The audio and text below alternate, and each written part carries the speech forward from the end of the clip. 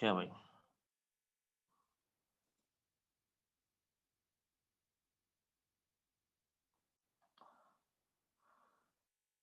आप लोग ionization energy पढ़ रहे थे, राइट?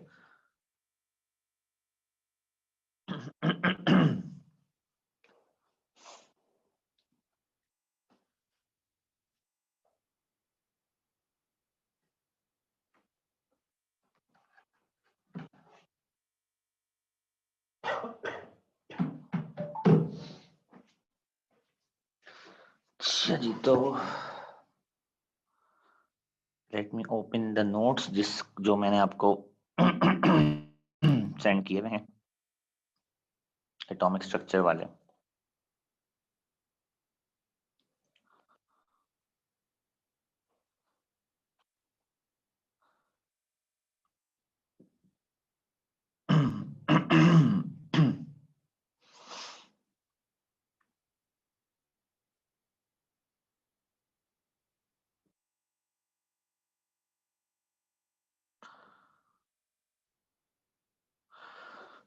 एक रिव्यू करते हैं इसका, आयनाइजेशन एनर्जी का, फिर आगे बढ़ते हैं आज नए टॉपिक पे, ठीक है?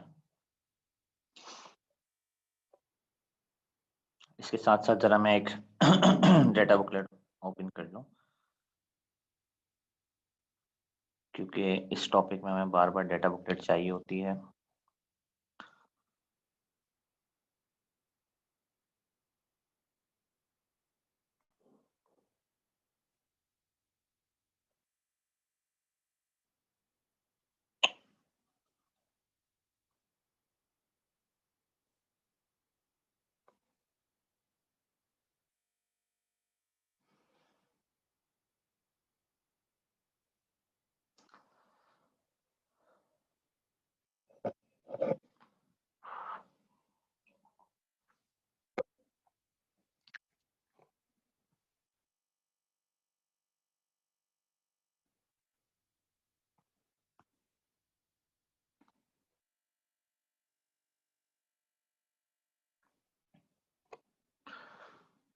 So,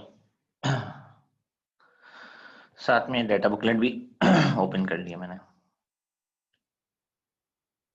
these are the energies जिनको हम यूज करके डिस्कशन कर रहे थे। तो हमने सबसे पहले ये बात की थी कि first ionisation energy, second ionisation energy की वजह से रिलेटेड। एक मिनट मुझे जरा दीजिएगा, मैं आज कुछ नया ट्राई करना चाह रहा हूँ ताकि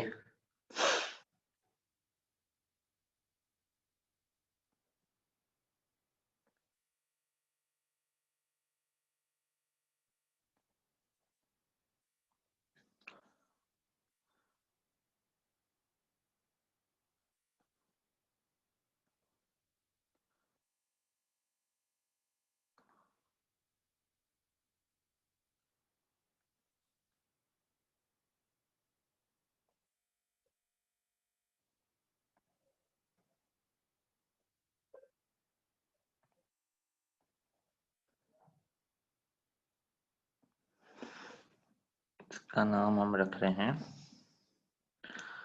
आयोनाइजेशन एनर्जी, ठीक है? और इस नोटबुक का नाम भी हम रख देते हैं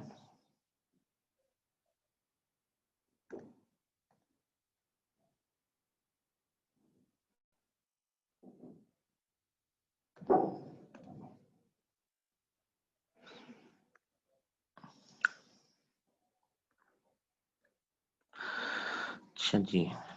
आप लोगों का सेक्शन का नाम है वेल्स सेक्शन सी।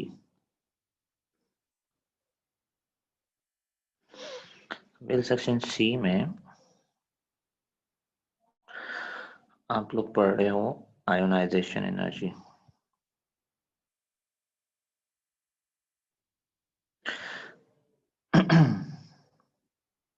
इससे ये फायदा होगा आपको ना कि मैं जब इस पे लिखूंगा तो एक तो पहली बात इसमें लाइंस हैं तो आपको बेहतर समझ में आएगा। दूसरा, आपको जो है ना, ये मैं सेंड कर सकता हूँ तो जैसे कि ये मैंने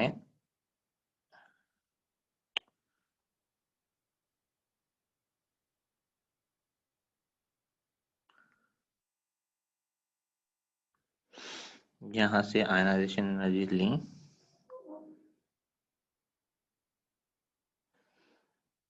और आई थिंक हमने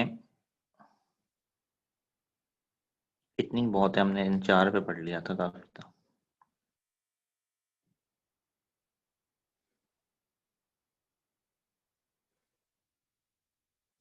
सही है कि आयनाइजेशन एनर्जीज यहाँ पर आ गई आपके पास।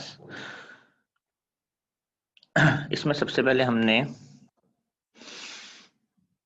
एक minute,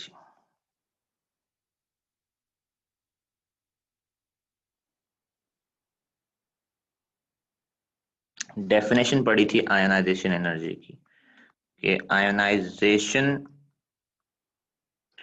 energy is the amount of energy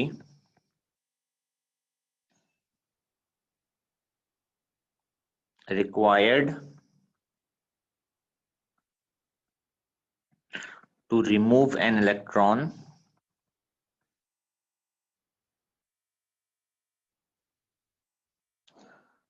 from a gaseous atom from 1 mole of gaseous atoms। ठीक है, ये वो कॉन्सेप्ट जो यूजुअली आप पढ़ चुके हैं, तो आज मैं इसका रिकैप इसलिए दे रहा हूं ताकि आप ऑनलाइन पढ़कर ये देख लें कि आपको जो चीज ऑलरेडी समझ में आई हुई है वो ऑनलाइन में आपको कैसा लग रहा है। ठीक है, सो आयनाइजेशन एनर्जी में क्या होता है कि हम एक एटम में जो न्यूक्लियस होता है उसके प्रोटॉन्स एक आखिरी electron, that is called the valence electron, क्योंकि सबसे पहले आप वैलेंस इलेक्ट्रॉन बाहर निकालते हैं, इसके बीच एक इलेक्ट्रोस्टैटिक फोर्स ऑफ अट्रैक्शन होती है। ठीक है, इस इलेक्ट्रोस्टैटिक फोर्स ऑफ अट्रैक्शन को अगर हम ओवरकम कर लें, ठीक है, if this attraction is overcome, electron can be removed from an atom। तो फिर उस एटम में से आप इलेक्ट्रॉन रिमूव कर सकते हैं। ठीक है, और अब इसके लिए जो एनर्जी प्रोवाइड करती है, रिक्वायर्ड होती है, energy required to do this is called ionisation energy. उसी को हम आयनाइजेशन एनर्जी कहते हैं। ठीक है, that is what you call ionisation energy. ये बात क्लियर है बेटा सबको, आयनाइजेशन एनर्जी क्या होती है?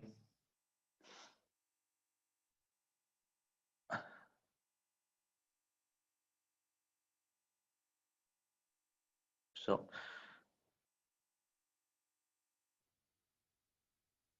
अब अगर हम ये देखें कि एक्सप्रेशंस फॉर आयनाइजेशन एनर्जी जिसे हम कहते हैं, these are called, एक सेकंड भाई, क्या हो गया?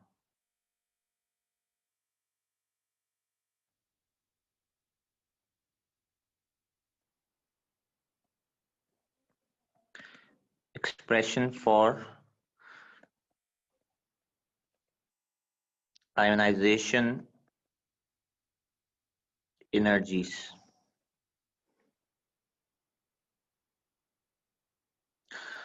First ionisation energy, first ionisation energy का मतलब ये होता है कि electron being removed from an atom, and it is the first electron coming out. ठीक है, फर्स्ट आयनाइजेशन एनर्जी का मतलब ये होता है. सो उसको हम एक्सप्रेस ऐसे करते हैं कि this is the symbol for an atom in gaseous state. So this is the symbol for an atom in gaseous state. आपने इसके लिए एनर्जी प्रोवाइड की. That energy has removed the electron from it. So now this is the symbol for the cation of the same atom, and it has to be in the gaseous state again. And this is the electron removed electron plus delta H. Delta H is the heat absorbed to perform this process. This is the heat absorbed to perform this process. This expression is called first ionization energy. If you're writing it for the second ionization energy का मतलब होगा the second electron being removed.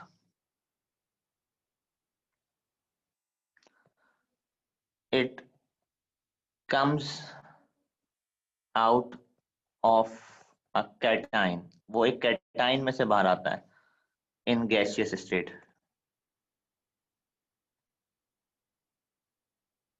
ठीक है, it comes out from a cation which is in the gaseous state. For example, if you have X positive 1 gaseous already lost 1 electron, and now it is about to lose the second one.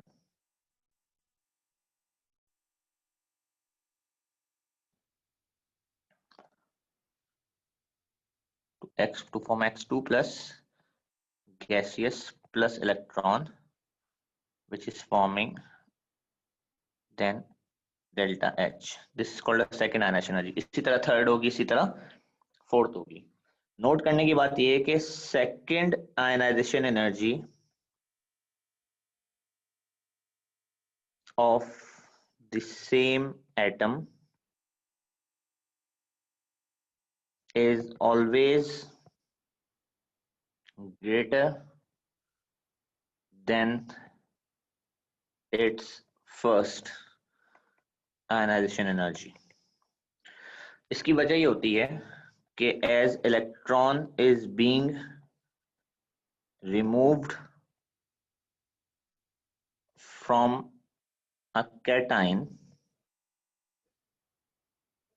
which is electron deficient,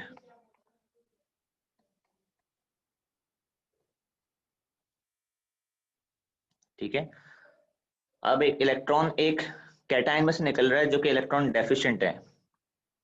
electrons are more tightly held by nucleus in a cation. और एक cation में electron और ज्यादा tightly held होते हैं. जैसे कि इसकी मिसाल है, अगर हम हीलियम की फर्स्ट आयनाइजेशन एनर्जी को हीलियम की सेकंड से कंपेयर करें तो सेकंड आयनाइजेशन एनर्जी हीलियम की 5250 है. मैं इसे रीड आउट कर रहा हूँ. हीलियम, ठीक है, ये इसलिए ज्यादा है क्योंकि इलेक्ट्रॉन है that is coming out from the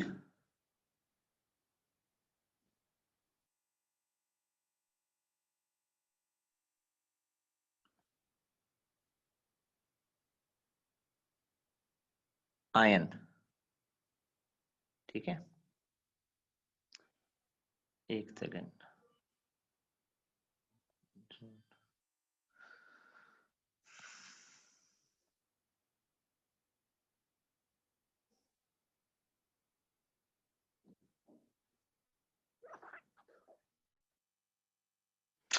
खैर, मैं भी इसके ऑप्शंस जो है ना वो डिस्कवर ही कर रहा हूँ, उसमें और क्या क्या ऑप्शन है। मैं चाह रहा था कि उसको वहां से कॉपी करके यहाँ ले आए, पर इसने बदतमीजी की है और उसने हमें ये ऑप्शन नहीं दिया।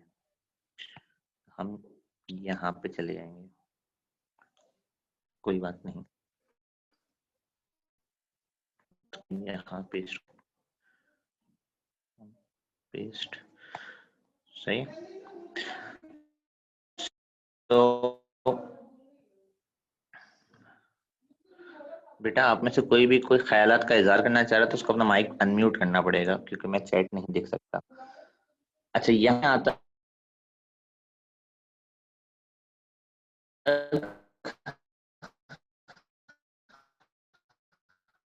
This is your first increased and the reason I have given above। तो पहले तो ये बताएं यहाँ तक बात समझ में आई सब बच्चों को?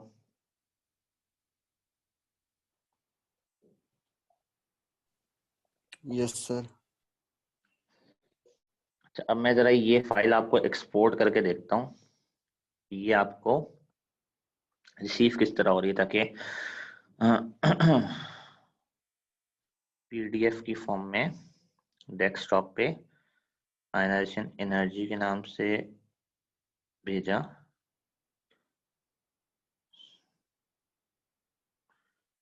एक मिनट, अभी यहाँ आया आयनाइजेशन एनर्जी, ये एज अ पीडीएफ ये ऐसा दिख रहा है हमें, ठीक है। और ये मैंने आपको व्हाट्सएप पे सेंड कर दिया, रुकें तरह लोड हो जाए। तो जरा इस तरह बताएं कि ये कन्वीनियंट है कि इस तरह मैंने इसको लाइनों वाले पेजेस पे प्रॉपरली सब कुछ समझा के लिख लिया और फिर आपको ये डॉक्यूमेंट ही डायरेक्ट सेंड कर दिए, कंपेयर टू जैसे हम पहले पेंट पे काम कर रहे थे। इससे आपको कॉपी नहीं करना पड़ेगा और मैं कोशिश करूंगा कि ज्यादातर चीजें मैं सारी जो बोल रहा हूँ वो मैं लिख भी दूं। मतलब यूजुअली क्या होता है कि मैं बहुत सारी बातें जो है ना वर्बल बता रहा होता हूँ, वो लिखी भी नहीं होती हैं। इसमें ये है कि आप सारी बातें आप लिख भी दें और वो पूरा डॉक्यूमेंट आप बच्चे को दें। ऑल्दो ये तो एक ऐसा चैप्टर है जिसके आपके पास ऑलरेडी बहुत ज्यादा डिटेल नोट्स मौजूद हैं, ये वाले प्रॉपरली बने हुए ये नोट्स, पर ये मैं एक डेमो क्लास कर रहा हूँ kind of for the upcoming topics. उसकी भी मैं कोशिश करूंगा इस तरह के प्रॉपर नोट्स बनवा के आपको दिलवा दूं, ठीक है। पर इट विल टेक टाइम ना, नोट्स थोड़ा सा फ्लो फॉलो करने में टाइम लगेगा। तो वो जरा अपना फीडबैक दें अभी तक सारे, जब तक ये लोड हो रहा है।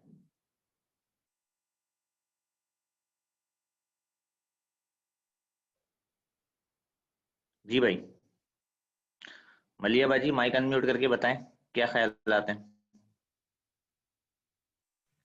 सर आ रहा है ऐसे समझ में ना ज्यादा। ऐसे बेहतर है। जी सर। सॉरी आपकी आवाज लैग कर रही थी। आप लोग सेक्शन सी हो ना? आप लोग को बैच 22, बैच 22 आ जा भाई, बैच 22।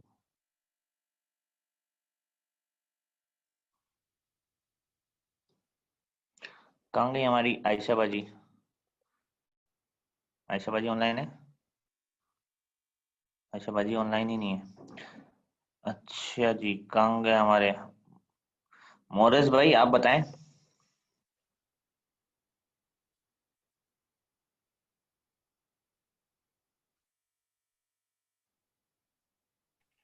जी सर।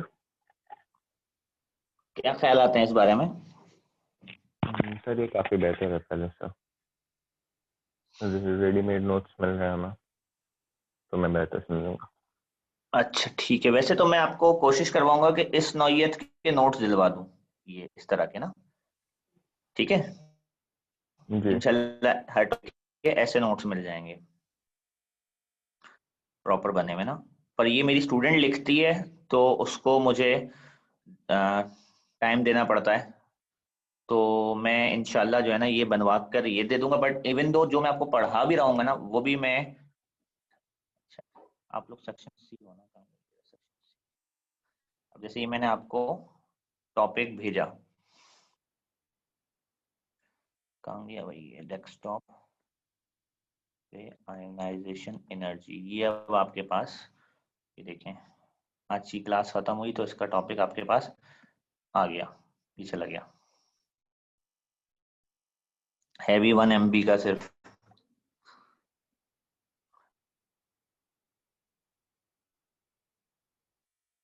जा रहा है।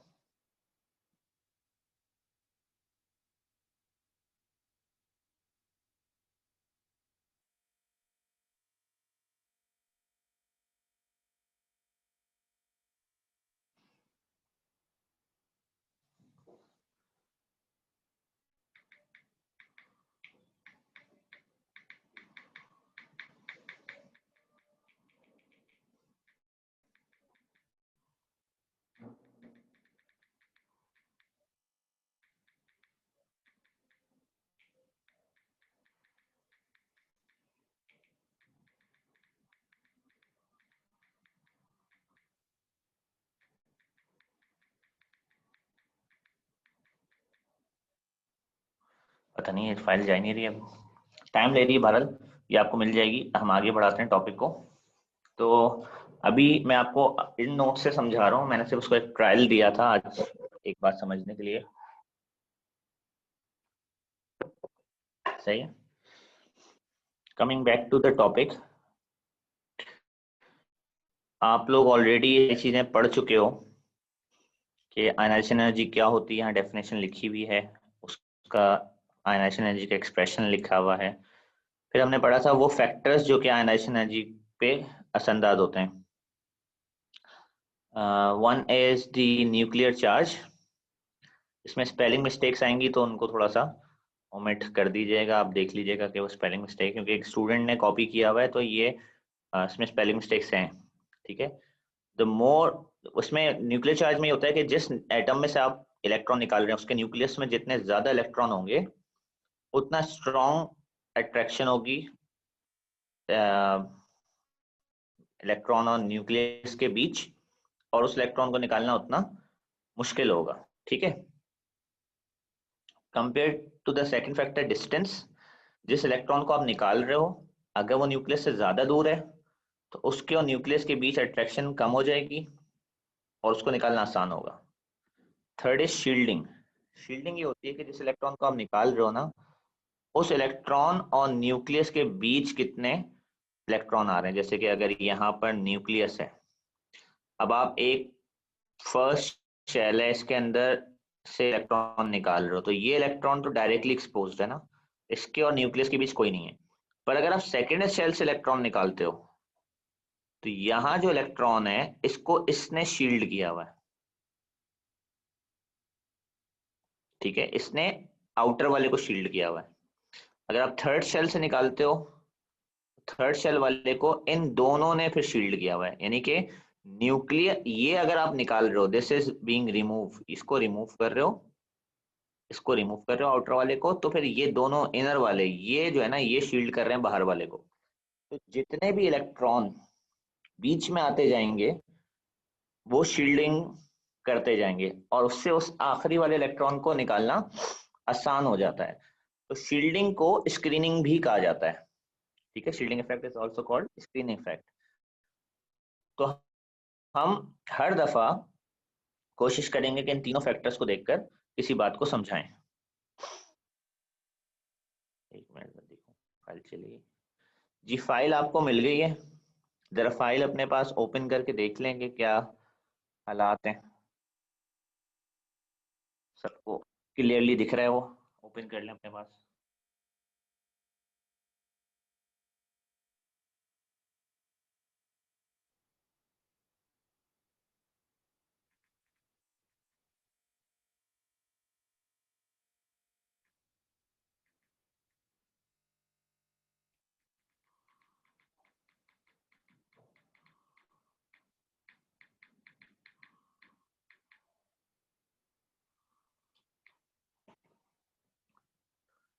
ठीक है, क्लियर है फाइल, गुड।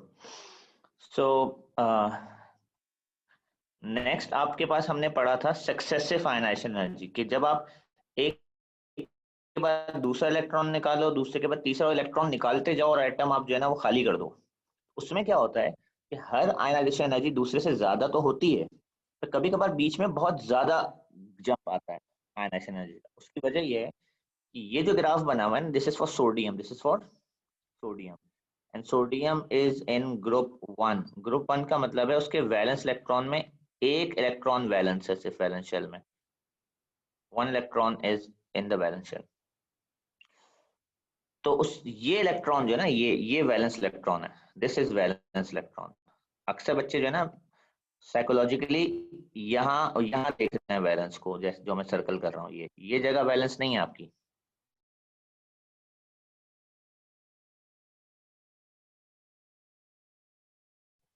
ये रहा पहला इलेक्ट्रॉन आपका यहाँ पर, this is your first electron. अब हम देख रहे हैं पहले इलेक्ट्रॉन और दूसरे इलेक्ट्रॉन में बहुत ज्यादा गैप है एनर्जी में, ठीक है, बहुत ज्यादा गैप है एनर्जी में।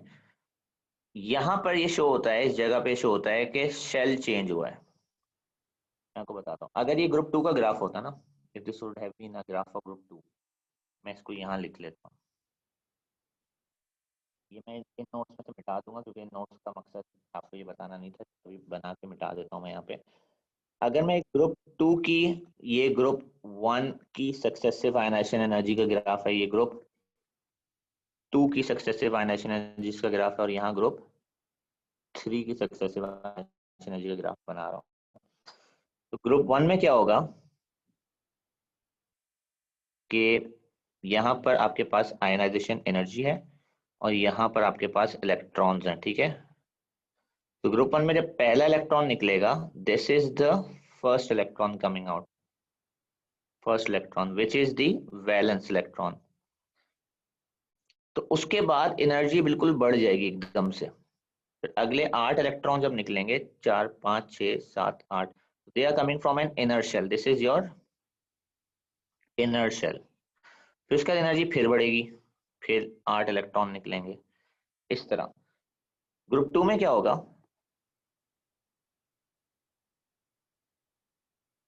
ग्रुप 2 में वैलेंस शेल में 2 इलेक्ट्रॉन दिखेंगे आपको, 2। उसके बाद एनर्जी बढ़ेगी और फिर आपको 8 दिखेंगे, फिर एनर्जी बढ़ेगी और फिर आपको 8 दिखेंगे। ग्रुप 3 में क्या होगा, आपको वैलेंस शेल में 3 इलेक्ट्रॉन दिखेंगे, फिर एनर्जी बढ़ेगी, फिर 8 दिखेंगे, फिर इस तरह एनर्जी बढ़ेगी। तो जब एनर्जी बढ़ती है ना, तो इस जगह हम कहते हैं शेल चेंज हो गया है। इससे पहले के जितने इलेक्ट्रॉन थे शेल चेंज होने से पहले, ये थे आपके वैलेंस इलेक्ट्रॉन्स, और यही बताते हैं कि ये एलिमेंट किस ग्रुप में है। ये बात समझ में आई बेटा आप सबको?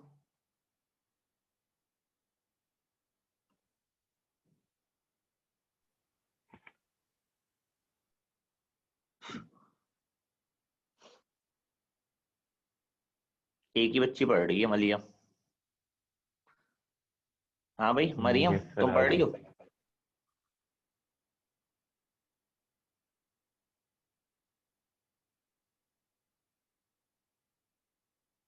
लाइबा बाजी, माइक सही हुआ तुम्हारा ओ लेवल से लेके अभी तक? जी सर। मुबारक हो बेटा, मुबारक हो। समझ में आया कुछ? जी। बेहतरीन, माइक का भरपूर इस्तेमाल करें। देखा, अल्लाह ने आपका माइक ठीक कर दिया है, अब आप उसकी नेमत का शुक्राना अदा करें और भरपूर माइक का इस्तेमाल करें। जब टीचर पूछे समझ में आया तो फौरन बताएं, ठीक है? शाबाश। तो जी। यहाँ तक हमने लास्ट क्लास में पढ़ा था और आज हम इससे आगे बढ़ रहे हैं। इसके बाद मैंने कुछ क्वेश्चंस कराए थे आपको। पीरियड का कॉन्सेप्ट समझना थोड़ा सा मुश्किल है, ये मैं कल की क्लास में समझाऊंगा, मतलब पूरी क्लास लगेगी इसको समझाने में। आज हम जरा ग्रुप की बात करते हैं। ग्रुप का मतलब ये है कि हम क्या करें कि इस डेटा बुकलेट में से ग्रुप के एलिमेंट्स को आइसोलेट कर लें। जैसे कि ग्रुप 1 लिथियम जो है ना, ये ग्रुप 1 में, दिस इज ग्रुप 1। उसके बाद दोबारा ग्रुप 1 में सोडियम है, ये रहा ग्रुप 1। उसके बाद पोटेशियम है। तो हम क्या करें, सिर्फ इनकी फर्स्ट आयनाइजेशन एनर्जीज देखें। 418 for potassium, 494 for sodium, 519 for lithium. सिर्फ ग्रुप एलिमेंट्स देखें, ये ग्रुप है, यहाँ से यहाँ तक एक ही ग्रुप है ये। इन एलिमेंट्स को बाहर निकालें।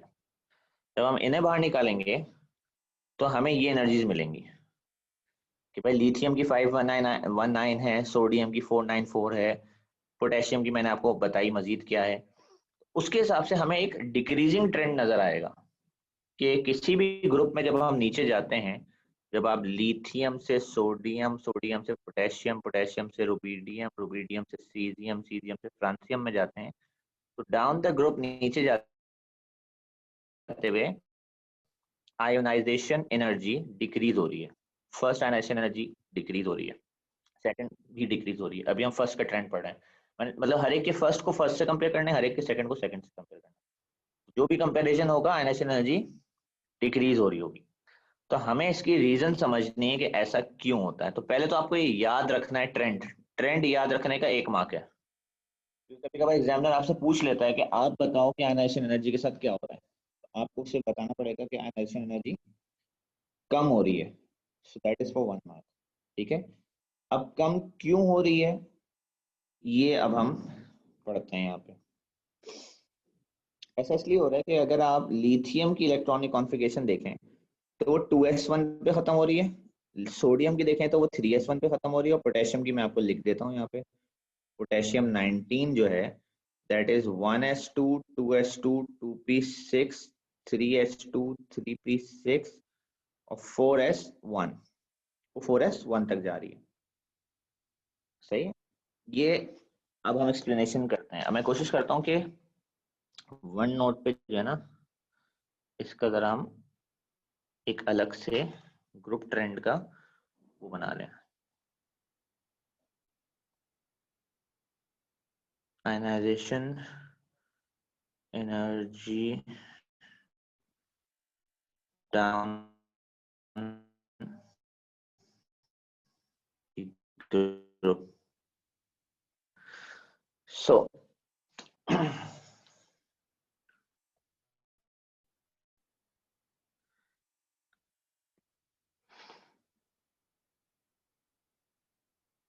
अच्छा, ये इधर नहीं, सॉरी,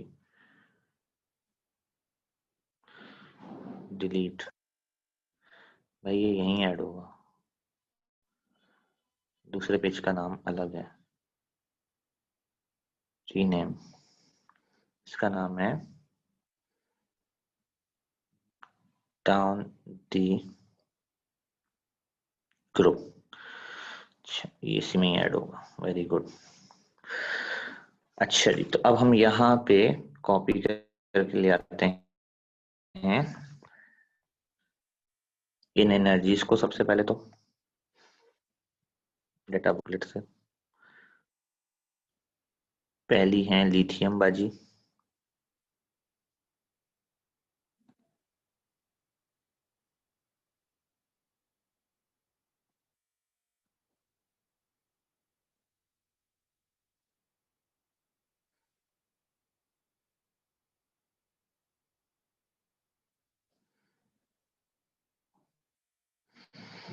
ये तो बड़ी खुमारी है,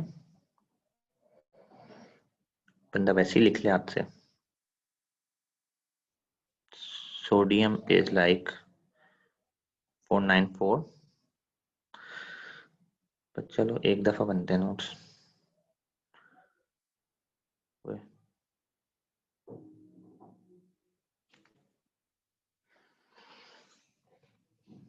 रोने वाला हूं मैं। सोडियम पोटा नंबर 11 इज 494। देखा जिंदगी कितनी आसान हो गई। पोटेशियम 19 इज 418, एंड देन उसके बाद कौन है मजीद हमारे पास? पोटेशियम के बाद हमारे पास डेटा बुकलेट में मजीद कोई है, रुबीडियम 37 इज 403। Rubidium 37 is 403। उसके अलावा कोई है डेटा बुकलेट में ग्रुप 1 का,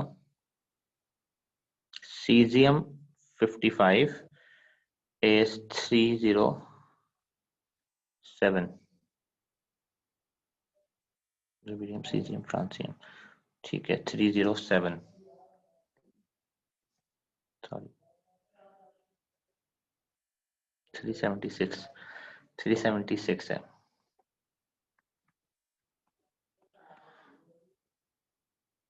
सही है। तो जो ट्रेंड हमें नजर आ रहा है वो ये है कि ionisation energy decreases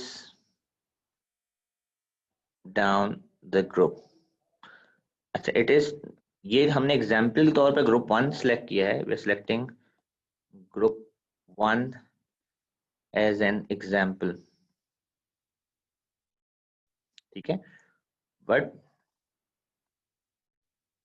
this trend is same for all groups from group 1 to group 8। इसमें कोई ऐसी बात नहीं है कि मेटल के लिए कोई अलग ट्रेंड है, नॉन मेटल के लिए कोई अलग ट्रेंड है, या नोबल गैसेस के लिए कोई अलग ट्रेंड है, ठीक है। सो trend is same for metals, non-metals and noble gases।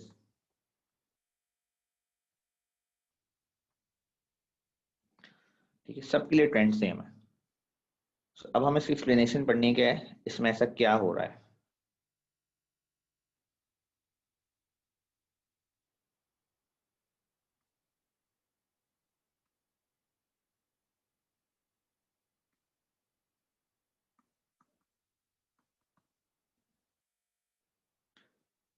Highlight भी कर सकता हूँ। ओए क्या बात है, कभी स्कूल लाइफ में मैंने ऐसे नोट्स नहीं बनाए, नोट्स नहीं बनाता था, बल्कि सजा मिल रही लग रहा है। ठीक है, तुम लोग भी नोट्स बना लो, वरना तुम लोग बड़े होकर टीचर बनोगे फिर तुम लोगों को सबके लिए नोट्स बनाना पड़ेंगे। चलिए, एक्सप्लेनेशन इसकी ये है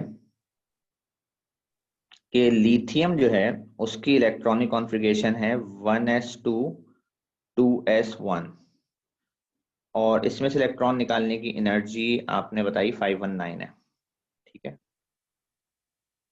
519 किलो जूल्स पर मोल है इस इलेक्ट्रॉन को निकालने की एनर्जी। सोडियम जो है उसकी इलेक्ट्रॉनिक कॉन्फ़िगरेशन है 1s2 2s2 2p6 और 3s1, और उसमें से इलेक्ट्रॉन निकालने की एनर्जी आपने बताई है जी 494 है, 494 किलो जूल्स पर मोल है, और वो इस इलेक्ट्रॉन को निकालने की एनर्जी है।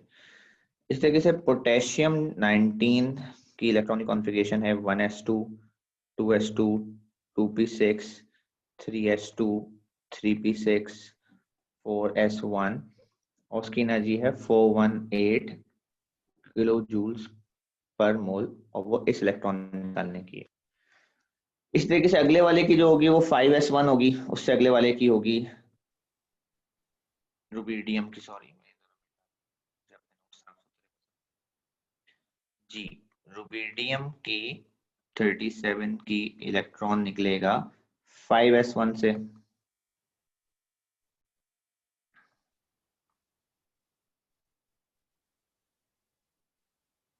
5s1, और सीजियम 55 का इलेक्ट्रॉन निकलेगा 6s1 से, एंड सो ऑन। तो उससे हो क्या रहा है कि electrons are being removed from new shells, ठीक है। इलेक्ट्रॉन एक ही शेल में से नहीं निकल रहे हैं, लिथियम में सेकंड शेल में से निकल रहे हैं, सोडियम में थर्ड शेल से निकल रहे हैं, पोटेशियम में से फोर्थ से निकल रहे हैं, रुबिडियम में से फिफ्थ में से निकल रहे हैं, और सीजियम में से सिक्स्थ में से निकल रहे हैं। ये नए नए शेल में जाने की वजह से क्या हो रहा है कि डिस्टेंस, ये आप कह सकते हैं एटॉमिक रेडियस, एटम का जो रेडियस होता है, is increasing down the group. Group में नीचे आते हुए डिस्टेंस बढ़ रहा है। डिस्टेंस बढ़ जाने से आयनाइजेशन एनर्जी कम होती है। इसके अलावा जो दूसरा फैक्टर हो रहा है वो ये है कि अगर आप देखें तो लिथियम के इलेक्ट्रॉन को सिर्फ ये शील्ड कर रहे हैं, ठीक है, जबकि सोडियम के इलेक्ट्रॉन को ये सब मिलकर शील्ड कर रहे हैं और पोटेशियम के इलेक्ट्रॉन को ये सब मिलकर शील्ड कर रहे हैं, ठीक है। तो शील्डिंग जो है वो बढ़ रही है नीचे जाते हुए, क्योंकि इनर शेल इलेक्ट्रॉन्स बढ़ रहे हैं। तो inner shell electrons increases down the group, hence shielding increases.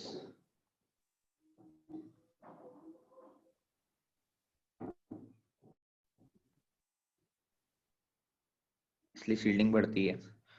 इसके अलावा आपको ये पता होना चाहिए कि प्रोटॉन नंबर बढ़ रहा है पर वो अपना काम नहीं कर रहा, despite an increase in protons. अच्छा, इसका जिक्र करना इसलिए जरूरी है, ऑल्दो मैंने आपको बताया था कि हम उस फैक्टर का जिक्र ही नहीं करते जो काम ना कर रहा हो। प्रोटॉन काम नहीं कर रहे क्योंकि प्रोटॉन बढ़ रहे हैं और उससे आयनाइजेशन एनर्जी बढ़ना चाहिए। देखें लिथियम में प्रोटॉन 3 से 11 हुए हैं सोडियम तक जाते हुए, लिथियम में 3 थे, सोडियम में 11 हुए हैं। हमें उसका जिक्र करना ही नहीं चाहिए क्योंकि एनर्जी बढ़ने के बजाय कम हुई। वो इसलिए करते हैं जिक्र क्योंकि प्रोटॉन 3 से 4 नहीं, 3 से 11, 11 से 19, 19 से 37, 37 से 55, 20 इलेक्ट्रॉन बढ़ रहे हैं, 20 प्रोटॉन्स बढ़ रहे हैं, सॉरी। इतने प्रोटॉन बढ़ने के बाद भी आयनाइजेशन एनर्जी क्यों नहीं बढ़ रही, तो आपको लिखना पड़ जाता है फॉर स्कोरिंग 1 मार्क के बेशक प्रोटॉन नंबर इतना बढ़ रहा है पर ये दो फैक्टर जो बढ़ रहे हैं ना, डिस्टेंस और शील्डिंग, शील्डिंग भी तो देखे ना इसी तरह बढ़ रही है। पहले लिथियम में 2 इलेक्ट्रॉन शील्ड कर रहे थे, अब सोडियम में 10 इलेक्ट्रॉन शील्ड कर रहे हैं, और पोटेशियम में 10 से बढ़कर डायरेक्ट 18 शील्ड कर रहे हैं, रुबिडियम में 18 से बढ़कर 36 शील्ड कर रहे हैं। तो इस तरह जो है प्रोटॉन भी बहुत एक्सपोनेंशियली इंक्रीज हो रहे हैं, ठीक है। तो ये दोनों फैक्टर मिलकर प्रोटॉन को ओवरकम करते हैं। तो ये 4 पॉइंट्स आपको लिखना पड़ेंगे, each point is for 1 mark for the examiner, ठीक है। ये फैक्टर समझ में आया बेटा आप सबको, डाउन द ग्रुप वाली बात?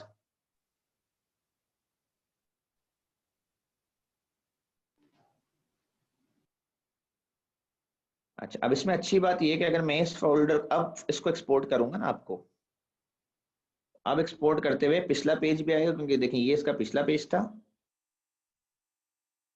सही है, और ये अब अभी वाला पेज है। इसमें पेजेस ऐड करता रहूंगा तो ये आपका पूरा एक चैप्टर बनता रहेगा आयनाइजेशन एनर्जी का, सही है। अब मैं इसको अब एक्सपोर्ट करता हूँ तो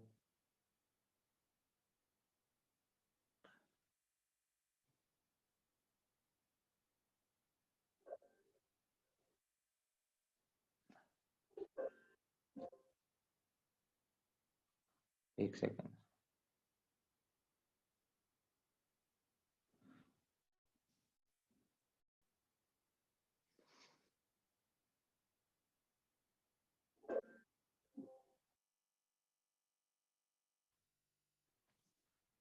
तो मैं आपको ये सेंड करता हूँ, जरा रुके, इसको अब ओपन करते हैं। इसमें देखें 2 पेज आ गए होंगे। ये आपका आ गया एक्चुअल स्टार्टिंग में जो पिछला लेक्चर था, और ये आपका आ गया अभी का लेक्चर, ये देखें, सही है भाई, बेहतरीन हो गया ना ये, आपका दोनों काम आ गए। ये अब हम आपको आज के काम की फाइल सेंड भी कर देते हैं।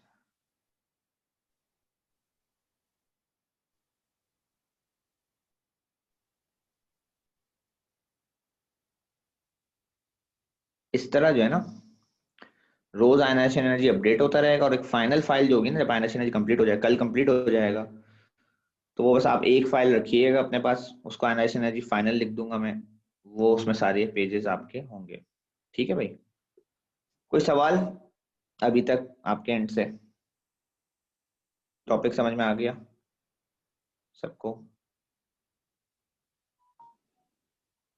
जी, जरा एक फीडबैक ले लेते हैं। हमारे पास अब्दुल्ला भाई जरा बताएं, क्या मैं समझ में आया आपको? यस सर, समझ आया, ज्यादा बेहतर तरीके से आया। अच्छा, फाफ आप बताओ बेटा। जी सर समझ में आ गया। ठीक है, गुड। रैंडम सिलेक्शन कर लेते हैं ताकि टाइम कम लगे। जी, फरजाम भाई।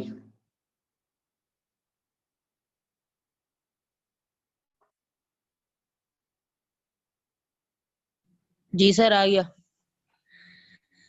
अच्छा जी, जोया आपको समझ में आया?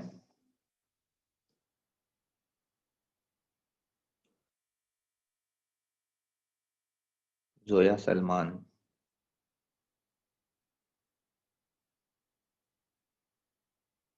भागी गई वो। राहीन आप बताओ बेटा। जी सर समझ आ रहा है। तो आपका लास्ट टॉपिक मिस था, अब आपका कनेक्शन बन रहा है? जी सर मैंने क्लास ले ली थी सेक्शन ए के साथ। हाँ वही कह रहा हूँ, और वो लेने के बाद अब आपका कनेक्शन बन रहा है एनालिसिस एनर्जी से, जैसे मैंने आज कॉन्फ़िगरेशन लिखी थी। जी सर समझ में आ रहा है। चलें ठीक है, चलें फिर अब कल कंटिन्यू होगी क्लास। ठीक है बेटा, अल्लाह हाफिज़।